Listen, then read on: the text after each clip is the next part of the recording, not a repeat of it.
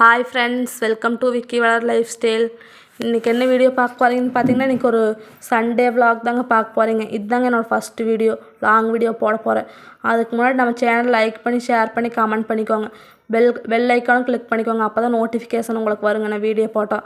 Subscribe பண்ணி வச்சுக்கோங்க, support பண்ணுங்கள். இன்னும் எந்த மாதிரி வீடியோ போடலான்னு கமெண்ட் பண்ணுங்கள். சண்டே இந்த வாரம் என்ன எடுக்கலாம்னு சொல்லி முடிவு பண்ணியிருந்தாங்க.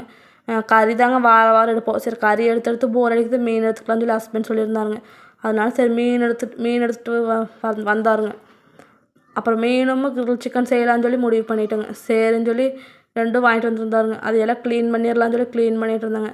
அதை க்ளீன் பண்ணி முடிச்சுட்டு மீன் குழம்பு எப்படி செய்கிறதுன்னு பார்க்கலாம் வாங்க. மீன் குழம்புக்கு வந்து வெந்தயம், சோம்பு, சீரகம், குருமிளகு, மல்லி, சின்ன வெங்காயம், பூண்டு, பச்சை மிளகா, வரமிளகா, இதயம் நல்லெண்ணெய் 100 எடுத்துட்டுங்க.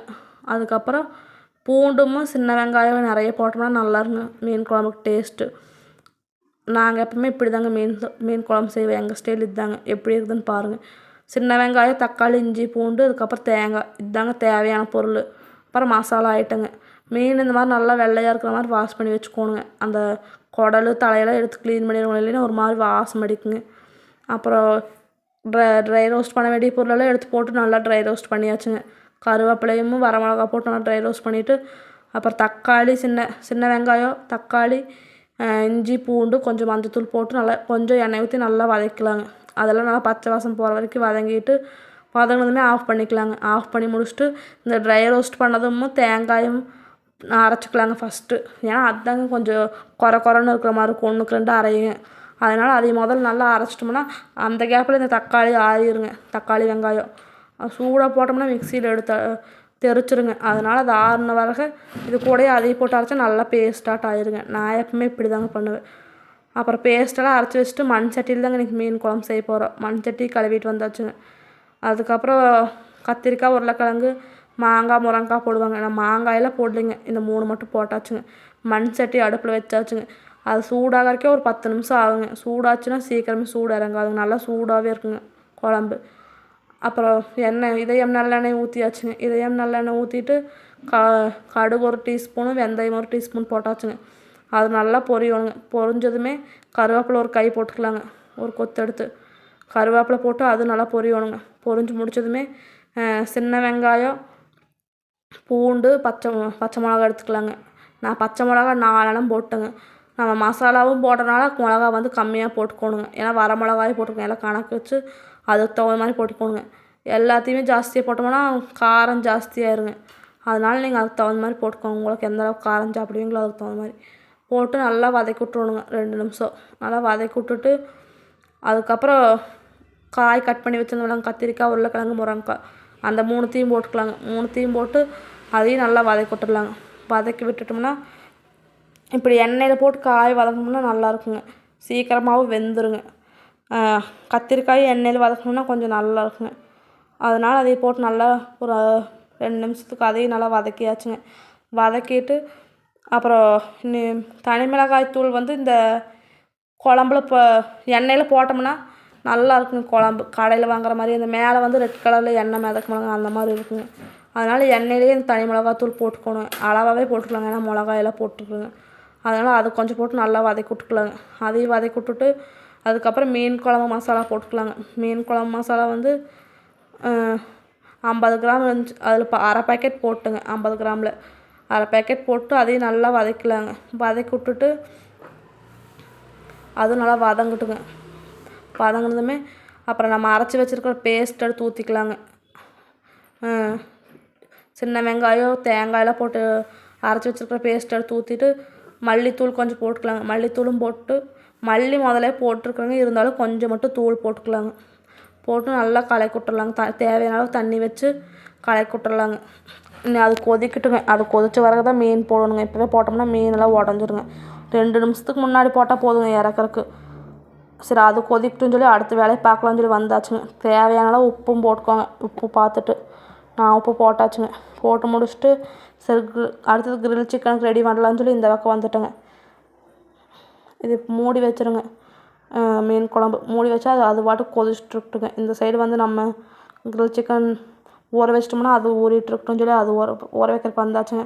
நல்லா வாங்கிட்டு வந்து சிக்கன் வாஷ் பண்ணி எடுத்துக்கோங்க. எடுத்துகிட்டு கோடு போட்டுக்கோங்க. அப்போ தான் அந்த மசாலாவெல்லாம் நல்லா இறங்குங்க. இப்போ சிக்கன் 65 மசாலா 50 வாங்கிட்டு வந்திருந்தாங்க. அது நான் அரை பேக்கெட் எடுத்துட்டேங்க. அரை பேக்கெட் எடுத்துகிட்டு தனி மிளகாத்தூளுங்க. தனி மிளகாத்தூள் கொஞ்சம் 1 டீஸ்பூன் போட்டுக்கலாங்க. 1 டீஸ்பூன் போட்டு முடிச்சுட்டு கரம் மசாலா கொஞ்சம் போட்டுக்கலாங்க. அது 1 டீஸ்பூன் போட்டுக்கலாங்க. போட்டு மல்லித்தூள் 1 டீஸ்பூன் போட்டுக்கலாங்க. மல்லித்தூள் 1 டீஸ்பூன் நல்லா போட்டு அடுத்து சிக்கன் மசாலா போட்டுக்கலாங்க.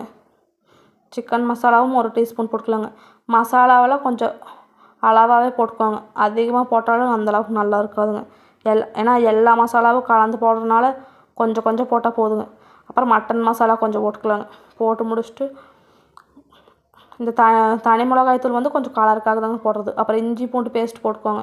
இஞ்சி பூண்டு பேஸ்ட் 1 இல்லைன்னா 2 போட்டாலும் நல்லாயிருக்குங்க. இஞ்சி பூண்டு பேஸ்ட் கொஞ்சம் அதிகமாக போட்டிங்கன்னா அந்த கிரில் சிக்கன் நல்லாயிருக்குங்க. அதனால் அதையும் 1 பேக்கெட் நான் போட்டேங்க. போட்டு தயிர் ஊற்றிக்கலாங்க. தயிர் வந்து ஒரு அரை பேக்கெட் ஊற்றிக்கலாங்க. தயிரும் ஊற்றிட்டு லெமன் புழிஞ்சு விட்டுக்கலாங்க. ஆஃப் லெமன் புழிஞ்சிட்டு நல்லா மிக்ஸ் பண்ணிக்கலாங்க. நல்லா மிக்ஸ் பண்ணிட்டோம்னா நமக்கு கையிலே மிக்ஸ் பண்ணணுங்க. எனக்கு இந்த இதையும் மிக்ஸ் பண்ணி கை கொஞ்சம் நேரம் கழிச்சு எரிச்சல் எழுந்திரிச்சிருச்சுங்க. கார்ன்ஃப்ளவர் மாவு போட்டோம்னா தாங்க கொஞ்சம் சட்டியில் ஒட்டாமல் வரும். அதனால் கொஞ்சம் கார்ன்ஃப்ளவர் மாவு ஒரு 2 டேபிள் ஸ்பூன் போட்டுக்கலாங்க. கொஞ்சமாக நான் கையிலே எடுத்து போட்டேங்க. போட்டு நல்லா மிக்ஸ் பண்ணி விட்டுக்கலாங்க.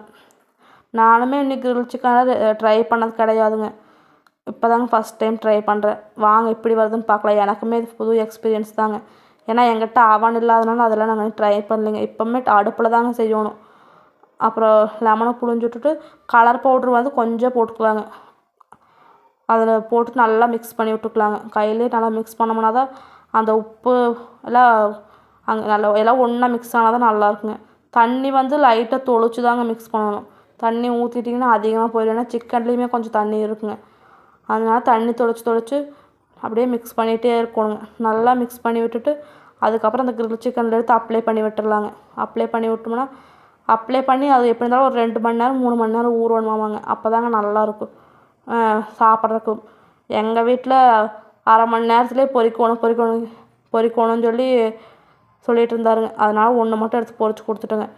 ஒரு டைலாக் சொல்லுவாங்க, ஆக்க பொறுத்தவனுக்கு ஆற பொறுக்காதாமாங்க. அந்த டைலாக்கு நம்ம வீட்டில் இருக்கிறவங்களுக்கு தான் செல்லுபடி ஆகுங்க. ஒரு விஷயம் செய்கிறதெல்லாம் பெருசு இல்லைங்க, அவசரப்படுறதுங்க. அது ஊறுறக்கே விடலைங்க. ஒரு அரை மணி நேரத்துலேயே பொரிச்சிட்டேங்க. அதனால அது இதாகிடுச்சுங்க. அந்தளவுக்கு நல்லா மசாலா ஒட்டலைங்க. அதெல்லாம் ரெடி பண்ணிகிட்ருக்கிற கேப்லேயே மீன் குழம்பும் நல்லா கொதிச்சிருச்சுங்க. அந்த பச்சை வாசமெல்லாம் போயிடுச்சுங்க. அதனால சரி மீன் போட்டுடலான்னு சொல்லி வந்தாச்சுங்க. இந்த மீன் போட்டு ஒரு 2 நிமிஷத்துலேயே ஆஃப் பண்ணிடணுங்க. மண் சட்டிங்கங்காட்டிக்கு அது கொதிச்சுட்டே இருக்குங்க ஒரு 5 நிமிஷத்துக்கு. அதுலேயே மீன் நல்லா வெந்துருங்க. உடனேலாம் ஆஃப் ஆகாதுங்க. நம்ம ஆஃப் பண்ணாலும் கொதிச்சுட்டே தாங்க இருக்கும். கொதிக்கிறது வந்து 5 நிமிஷத்துக்கு நல்லா கொதிக்குங்க. அதனால் 2 நிமிஷத்தில் ஆஃப் பண்ணி விட்டோம்னா தான் அந்த மீன் வந்து உடையாதுங்க. 2 நிமிஷத்துக்கு மேலே விட்டுட்டோம்னா மீன் பூரா உடஞ்சி குழம்பு வேகமாக மிக்ஸ் ஆகிக்குங்க. அப்புறம் அது நல்லாவே இருக்காதுங்க. நான் போட்ட உடனே ஒரு 2 நிமிஷத்துலேயே ஆஃப் பண்ணிவிட்டேங்க. ஆஃப் பண்ணிவிட்டு கொத்தமல்லி போட்டு தூவி மூடி வச்சாச்சுங்க. மூடி வச்சிட்டோம்னா மீன் குழம்பு ரெடி ஆயிடுச்சுங்க. அப்புறம் கிரில் சிக்கனும் ஊற வச்சு ஒரு அரை மணி நேரம் தாங்க ஆச்சு. அதான் சொன்னாங்க பொரிக்கணும்னு சொன்னாங்கன்னு சொல்லி அதனால் பொரிக்கிறதுக்கு வந்தாச்சுங்க. இதில் ஒன்று மட்டும் நான் சொல்கிறதுக்கு மறந்துட்டேங்க. புளி மட்டும் கரைச்சி ஊற்றிக்குவாங்க மீன் குழம்புக்கு. நான் கரைச்சி ஊற்றுறது வீடியோ எடுக்கிறதுக்கு மறந்துட்டேங்க. புளியும் கரைச்சி ஊற்றணுங்க. முதல்ல இந்த மீன் போடுற முன்னாடியே புளியை கரைச்சி ஊற்றி அது நல்லா கொதிச்சதுமே கடைசியாக தாங்க மீன் போடணும்.